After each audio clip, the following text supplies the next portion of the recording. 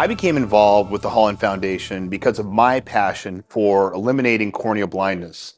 For the past 3 decades, I've led efforts around the world to bring access to corneal care for patients in need.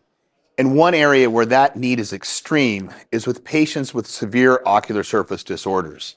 And the Holland Foundation is the only organization laser focused on getting these patients the access to care that they need for life-changing procedures.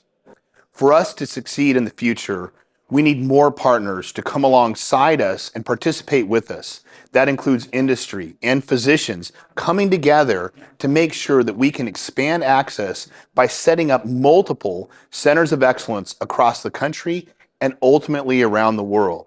So we're excited to continue to grow the Holland Foundation and get you, whether you're a physician, whether you're involved in industry, involved with us in helping create more access to sight restoring procedures for severe ocular surface patients.